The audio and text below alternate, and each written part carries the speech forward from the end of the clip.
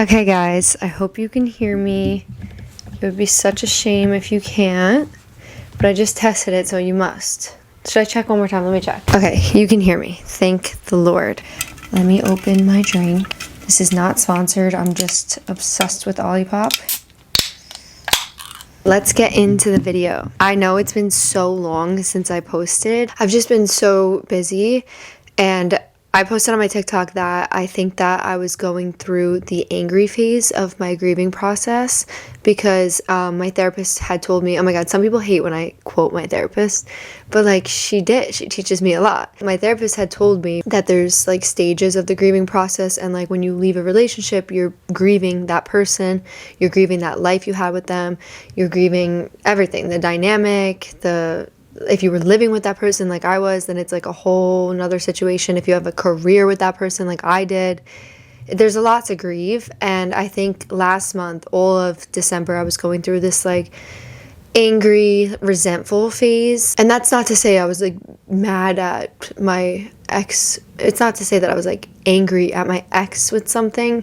Just a lot of angry feelings. It's just emotional. You know, there's a lot of emotions that you go through, and one of them is anger. I just felt like I didn't really have much to say. I was kind of in like that like relationships suck and there's no point, like people suck and like fuck everyone, you know. Oh, I can't say that. Well, I'll bleep it out. Everyone. That's what I was like, that was like what was going on in my brain. And I didn't want to like come on YouTube and be like, yeah guys, fuck everyone. I didn't want to come on here and just be angry and tell you guys like the worst advice ever. So I just kind of shut up and I was like just waiting for it to pass, and I think it has passed. So yeah, there's so much to talk about. I don't even know where to start. I asked you guys to give me what you wanted me to talk about on my Instagram. I could try to find it, but I'm pretty sure a lot of people just want to know about the fixer role. The reason I even started this Chit Chat and Change podcast is because, like I said, I just want to help somebody. And genuinely, like what I really feel passionate about is, I don't know, like if there's just like a 16-year-old girl out there that's like watching this and that is going through something similar to what I went through in my upbringing, like if I could just make her feel not alone and like less shameful, to show her that it's okay to come from dysfunction.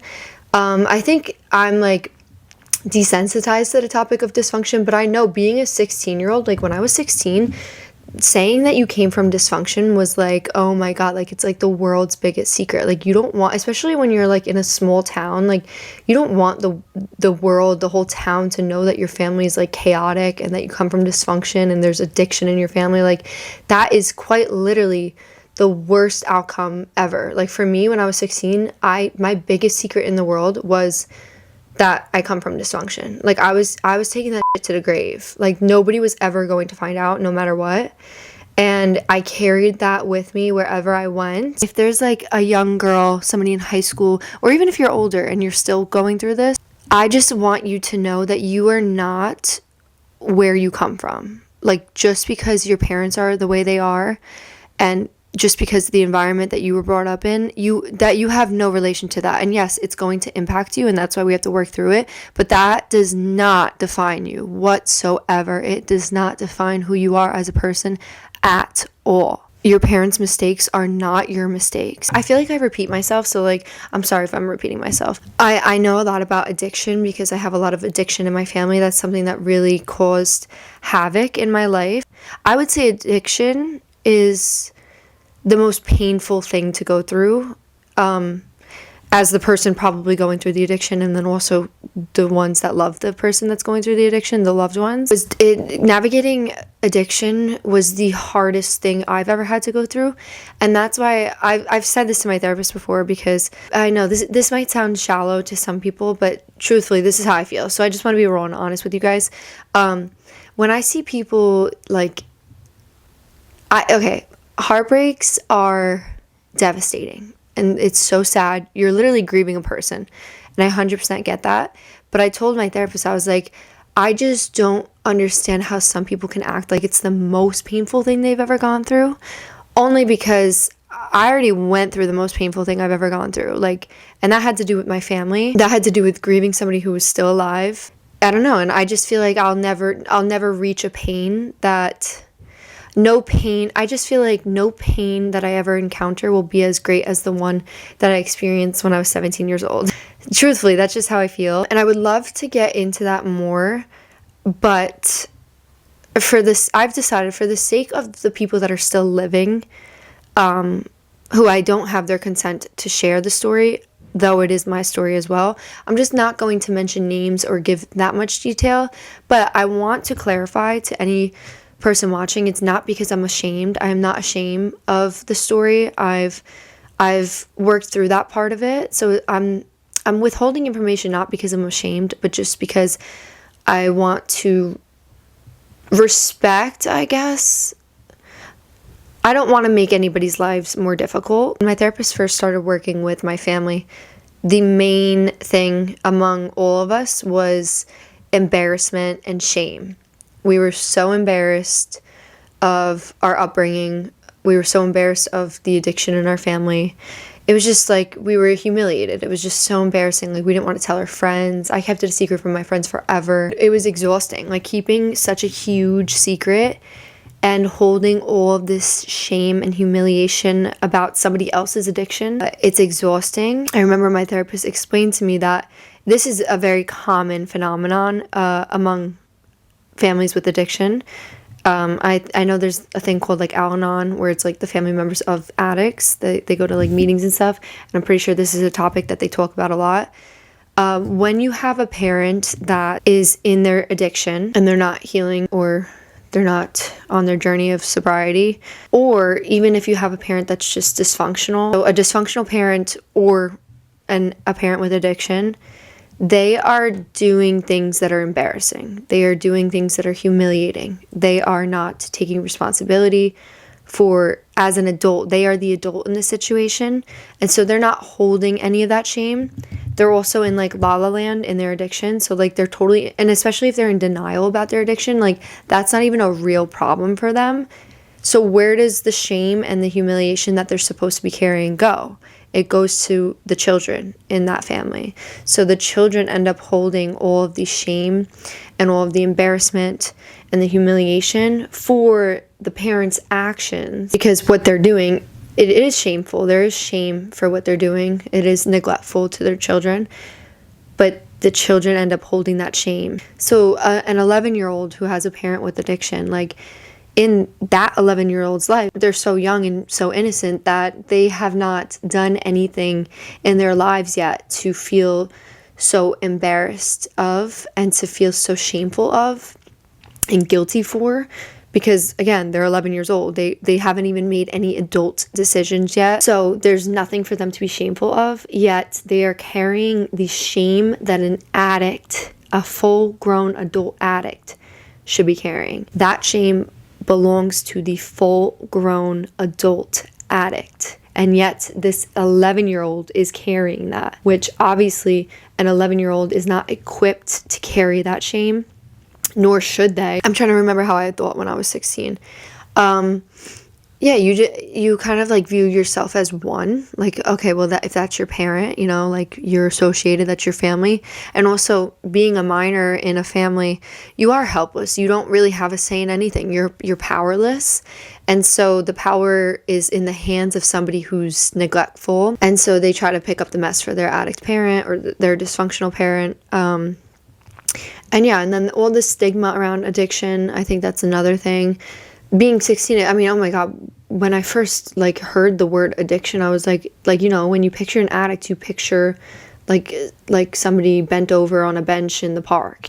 They're on drugs and you're like, oh my God, look at that drug addict. You know, when I heard that there's an addict in my own family, I was like, that's so embarrassing. That's so embarrassing. But the truth is, addiction doesn't really even look like that. It does look like that, but for a lot of people, it looks way different. Functioning addicts are a real thing. Functioning alcoholics are so real. It could be your next door neighbor. Like, it could be somebody who was put on pills for a back surgery and now they're slowly developing an addiction to those pain meds, like stuff like that. addiction starts off with just a normal person, and it could just be somebody who was using alcohol and drugs recreationally, just your typical like 21-year-old college student, and then it results in a drug addiction. So I think a lot of people don't realize that. And so when I was first made aware of this addiction problem, well, one, I was in complete denial. Like, I was in the, like, denial as a person would be me as a 17-year-old. Like, I was literally in such denial. Like, I didn't, and then not because I was choosing to be in denial, but like I literally didn't believe them. Like, I was like, no way, like this person is not a drug addict. I was the biggest defender and protector and advocate for this person. And then it came to a point, I don't know like how to explain this without it getting like too specific, but it came to a point where there were things that needed to get done that I thought the person was very capable of. I would say, you have to go, do this, you need to go to therapy, you need to go to AA meetings, you need to go to rehab, you need to do this. And I'm talking years of trying to manage this person's life and trying to make them do what they need to do, trying to make them get better.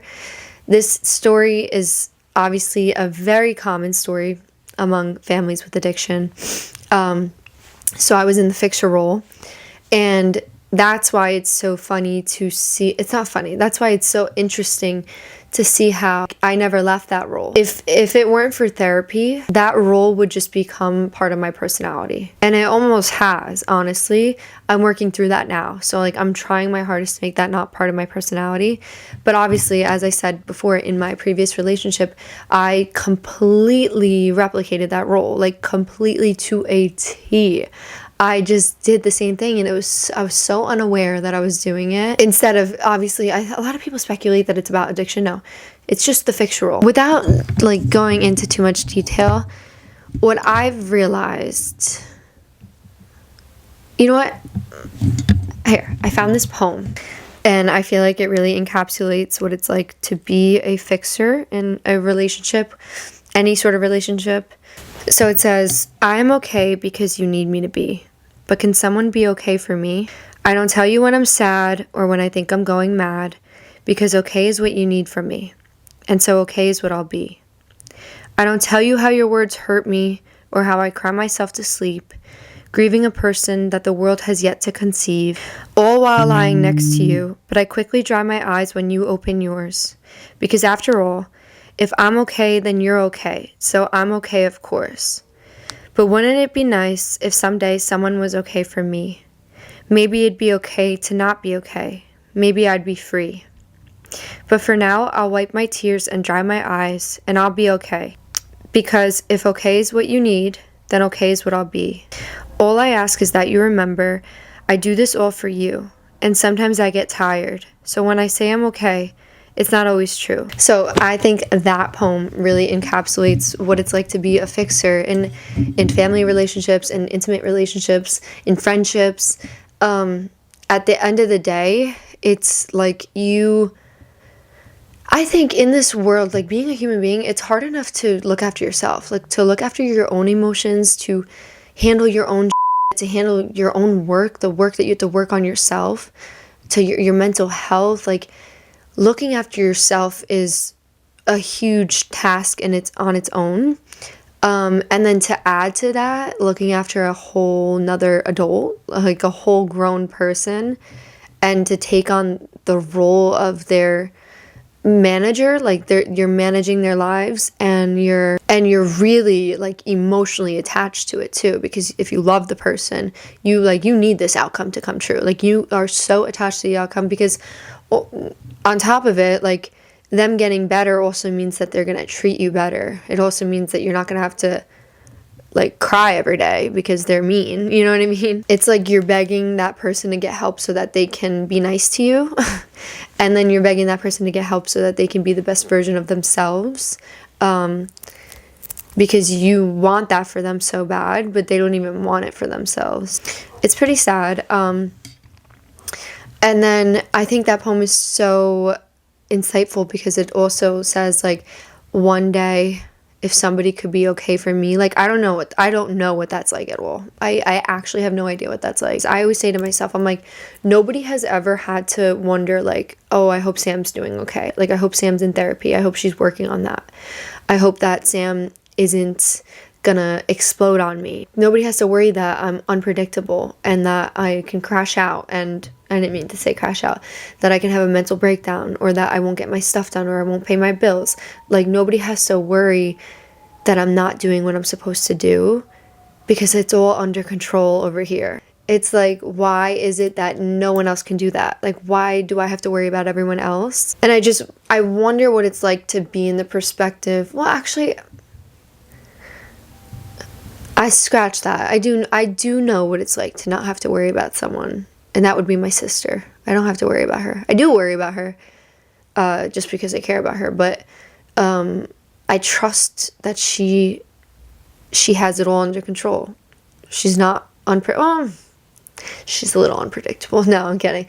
A very small scale. She's a little feisty. She'll clap at you. She'll snap at you sometimes, but no, on a grand scale, like, that is gonna be okay. Like, that she's independent, she's driven, she's intelligent, she has her shit down. So actually, I do know what it's like to have somebody that you don't have to worry that they're not taking care of themselves. That girl's taking care of herself. Wow.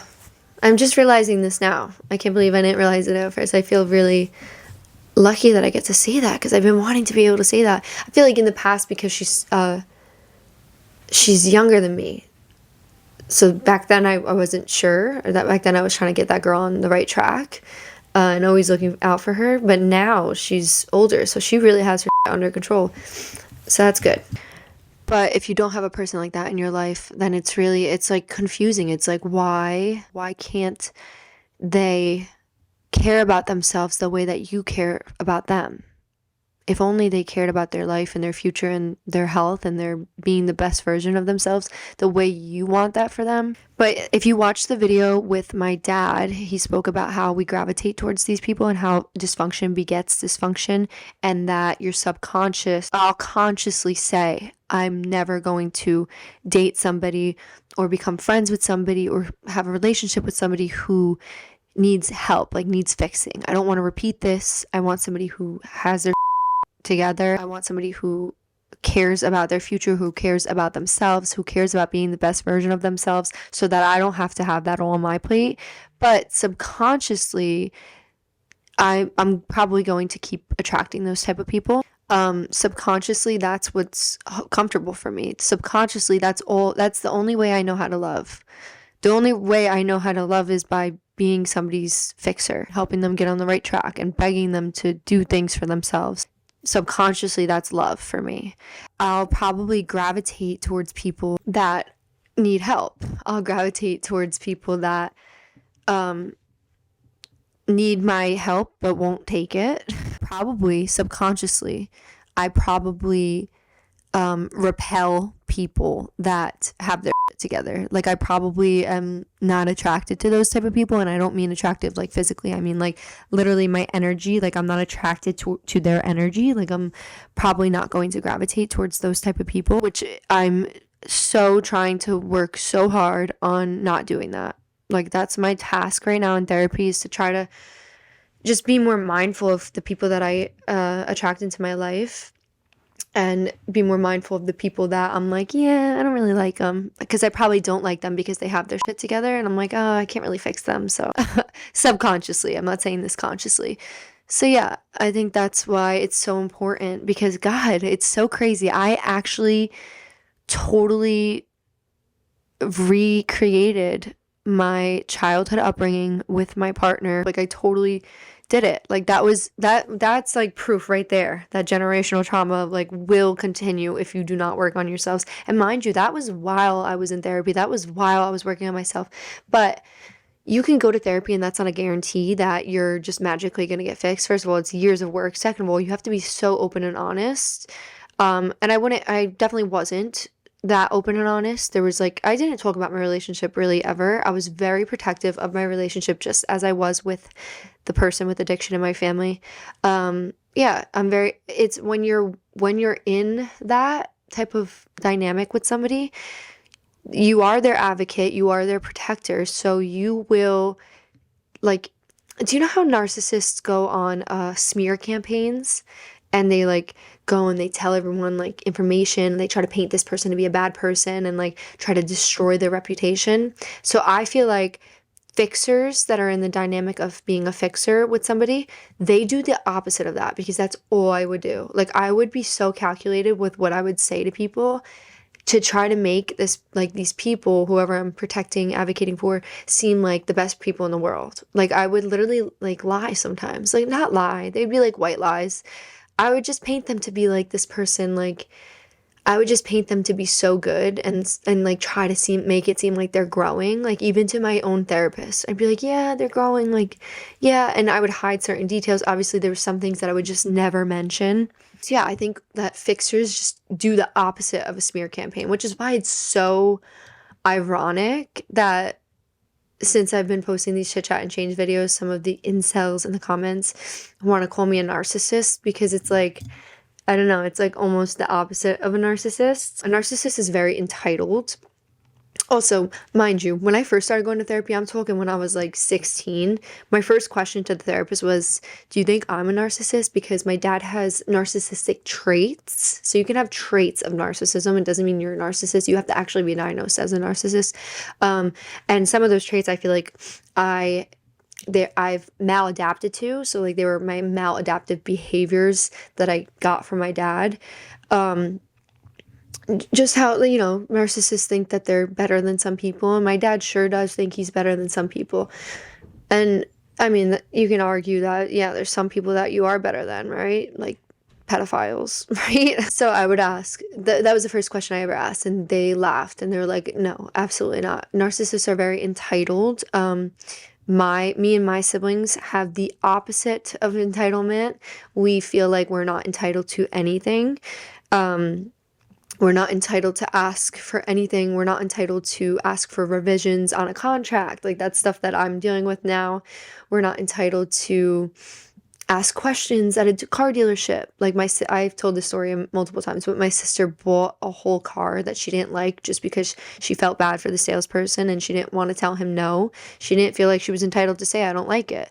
Like, me and my siblings, it's very interesting. It's just the opposite of entitlement.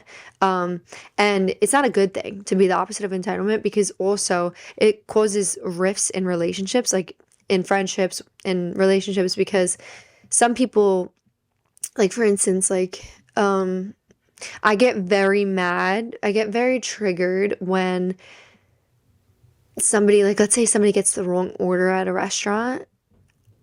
If they say something about that, I'm like immediately triggered. And back then I would probably be like, come on, like, just f***ing eat it. Like, shut up, just eat it.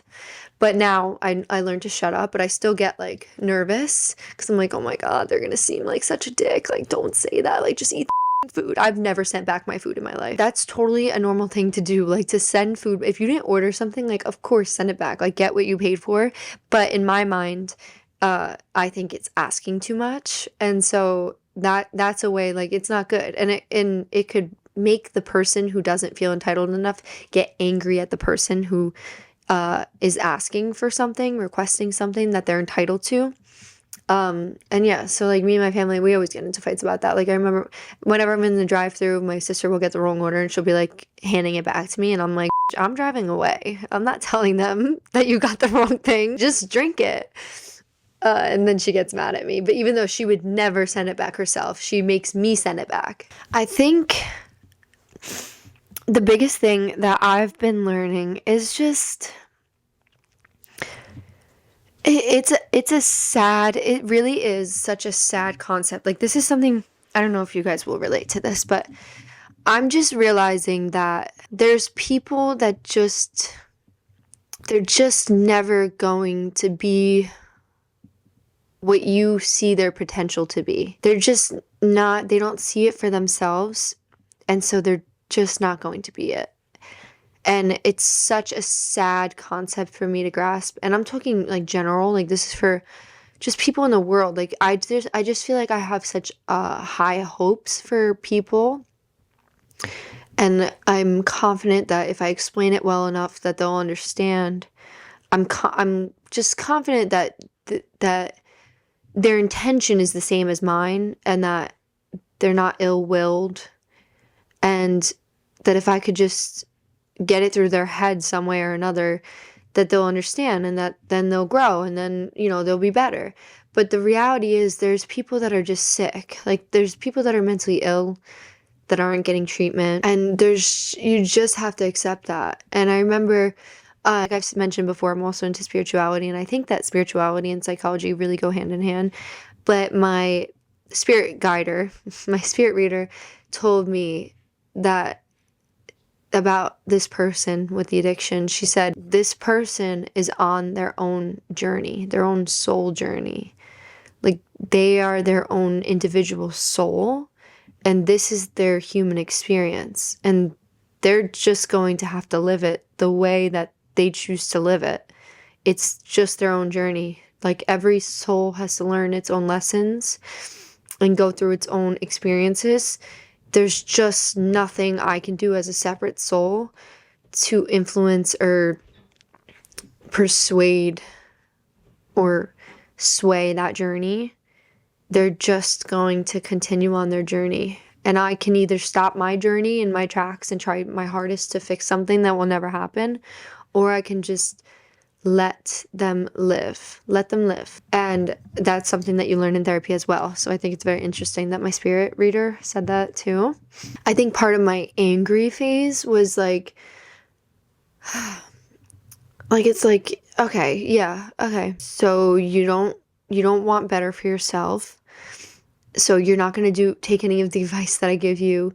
So then leave me the fuck alone. Like, that's where I'm at right now. I'm like, okay, so can you people leave me alone? You know what I mean? I just want nothing to do. I'm just like, you know what? I just want nothing to do with you then. I just want nothing to do with you. But now I think that anger has subsided a bit, and I'm more like, because I used to be so empathetic to the point where I felt guilty.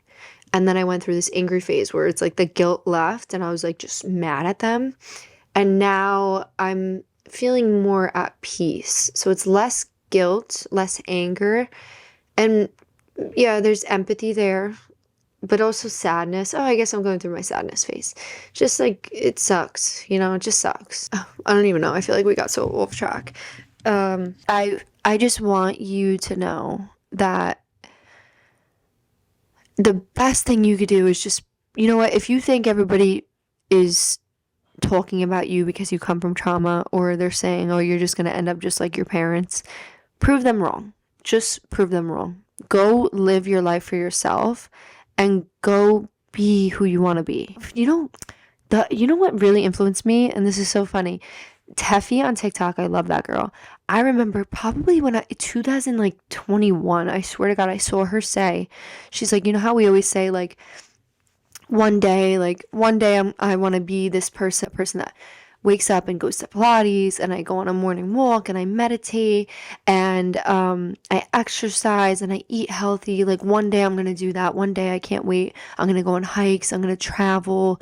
I'm going to do this, and that. And she's like, but why can't you just wake up tomorrow and be that person? Why can't you be the person that wakes up and goes to Pilates? Why can't you be the person that wakes up, goes to Pilates, works out, eats healthy, is happy, meditates? Why can't you do that tomorrow? You know what I mean? This is what she said. And I was like, I know, like, hearing it now, I'm like, okay, well, that's like common sense. But no, like, to me, when I heard that, totally not common sense. I was like, wait. Because I remember being a teenager and being like, I can't wait to be in my 20s and I could just have my own apartment and I could just wake up and be happy and smile in the morning and do my journaling, and I can go shopping and I could go to Pilates and I can make money. And then I was like, I could do that tomorrow. I could wake up and I could work out in the morning. I could wake up early. And I would always say, one day I'm going to be like, when I'm older, I'm going to wake up in the morning so early every single day, because when I was in high school, I would wake up so late. And then when I saw Teffy say that, I was like, you know what? I'm waking up early tomorrow. I'm going to start waking up early tomorrow. I'm going to go work out. I'm going to be happy because I'm just going to choose to be happy. You can literally choose to be happy. I also heard that it's good to like smile right in the morning with like your eyes because it tricks your brain to be happy and it produces like happy hormones. Oh, another thing. Sorry, I'm like rambling. Another thing that I found to really help me be happy, and this is like why I love life so much. So, as you guys know, I grew up in a scarcity mindset, and in a scarcity mindset, it's like little things. Like you think it's like this one thing, but it plays into like pretty much everything. And I feel like my older sister, is a prime example of how it can really like take over your life and it can really make you unhappy. For example, like my sister she'll have a shirt that she loves that she'll save forever until like it's worth it, like until it's an event that's worth it. And every day she'll wear something that she doesn't really like because it's not worth it that day. She won't get her nails done unless it's worth it, unless there's an event to go to. She won't treat herself and go buy a new pair of shoes unless it's worth it, unless there's an event to go to. And so every day she's telling herself, today's not worth it. You're just putting off your happiness over and over and over. Wear the shirt today. Today's worth it. Be happy today. Little things in life matter so much. Loving your outfit one day matters so much. People will say this is vain and it's materialistic. No, it's like it's your life. Don't you want the best? Like, don't you want 1,000 good days, 1,000 days where you felt great? It's the little things, like get your nails done. Go buy that shirt. But also, like, I'm a little bit too much with this. I spend way too much money and I do need to get my finances under control. But I like living this way. I love spending money because it doesn't matter. At the end of the day, we're all gonna fucking die. At the end of the day, I don't care how much money is in my bank account. I care about being happy. I care about the experience of everything. I care about the little things that make you happy every single day because there's only so much time. We're all gonna die. And when I die and I go meet God at the gates of heaven, I'm not gonna say, oh, I wish I saved more money. I'm gonna be like, I'm so glad I used my money for happiness. I'm so glad that I spent my money on that donut that day. I'm so glad I ate that donut. I'm so glad that I spent that gas money to go on a ride with my best friend 100 miles away for no reason because it was fun and I lived. I don't believe in saving money. I'm sorry. I hate to say it. My dad's going to kill me for saying this. I hate to say it. I don't believe in saving money. There's no point. Okay, there is a point, for your future, but live in the here and now. It's not about the future. Whatever you picture yourself in the future, like your ideal self, what is she doing when she wakes up? When she wakes up, what is she doing? What is she doing throughout the day? What is she doing at nighttime? What is she buying? Tomorrow, go do those things. What is she thinking? So yeah, I think another thing that I was realizing for a while was just that insecure people, I've talked about this before, I think. Insecure people, they're really dangerous. They really are. I believe everybody has their own insecurities. But I think my therapist explained to me that there's a difference between, she said 2 different words. There's like 2 different things. It's like your self-worth, like the inner deep self-worth. And then there's just like is it self-esteem? Low self-esteem? I don't know. It's something like the one is like superficial. It's like, yeah, everyone has insecurities. Like my nose is too big. I wish I had a bigger butt. I wish my hair looked different. I wish that, I don't know, just stupid stuff like that. And then there's like the real deep like value. It's how you value yourself. And people that don't have a good grasp of their self-worth, like what they're worth, what their value is as a human being, those are the people that are like really dangerous because a lot of the time they won't outwardly put you down, but they will do it in such a subliminal, nonchalant way that it's hard to catch, but it's like little comments here and there, little behaviors here and there, little things that they say on the side to other people here and there. When you love that person, whoever it is that has such a low sense of self-worth, it's just like you want the best for them, but they don't want the best for you. And it's sad. It's heartbreaking. I think that was a reality that I also had to grasp, because it's like, okay, first you have to accept like they have a low self-esteem. That kind of sucks. And then on top of it, it's like, wow, they want to hurt you. And you want them to love themselves. You want them to see how great they are. You want them to see their potential. And they want you to not see your potential. They want you to think you're less than. And that's like heartbreaking. It's like, what the but I love you. You know what I mean? But I want that for you. They want the opposite for you. And it's terrible. It's f***ing terrible. First, I was really upset about that. And then I was angry. And then I'm like, oh my God, I'm going to have to cut people off. And now I'm just, you can have empathy for people and say they're on their own journey, but also be very protective of yourself, you know, and set boundaries. You know, if somebody says something that you know they like mask it as a joke, but you know it's meant to put you down, like you need to ask them, be like, why did you say that? Like, just, and this is like no shade, no like mean girl energy, like actually be so curious and so shocked, like especially if it's like your friend or your significant other. Like you need to say, wait, I thought we loved each other. Why do you want me to feel bad? Do you think that about me? You think I'm less than what I think I am? You know, like be curious, be confused, because it is confusing. It's like, why the fuck are we friends if you hate me?